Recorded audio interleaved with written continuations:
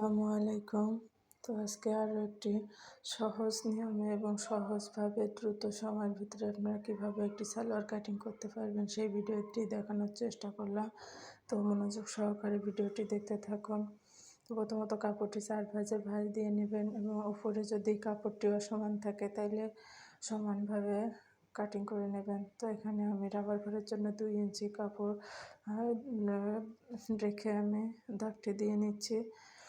তো এখানে আমার কোমরের মাপটি আছে 12.5 ইঞ্চি এবং এখানে আমার হাইয়ের যে মাপটি এখানে 14 ইঞ্চিতে দাগ দিয়ে নিয়েছি এবং এখানে যে কাপড়টুকু আছে সবটুকুই রাখবো, যেহেতু এখানে হচ্ছে কাপড়টি আমি কাটিং কমই করি। এখানে কাপড়টি কাটিং করে বাদ না দিয়ে আমি এভাবেই একটু রাউন্ড দিয়ে কাটিং করে নিচ্ছি।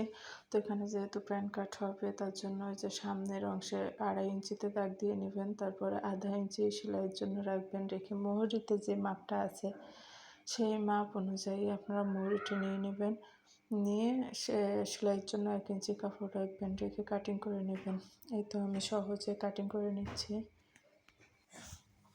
তো এই তো সালোয়ারটি এখন কাটিং করে নিচ্ছি। তো ভিডিওটি যদি ভালো লাগে অবশ্যই আমার চ্যানেলটি সাবস্ক্রাইব করবেন এবং ভিডিওটি ভালো লাগলে আপনারা লাইক কমেন্ট শেয়ার করবেন। তো আমি সহজভাবে আপনাদের বোঝানোর চেষ্টা করেছি যে একটা সালোয়ার অল্প মাপে অল্প সময়ের ভিতরে কত তাড়াতাড়ি একটি সালোয়ার কাটিং করতে পারবেন আপনারা। তো আশা করি আপনারা আমার ভিডিওটি দেখে একটু উপকৃত হয়েছেন, একটু হলেও।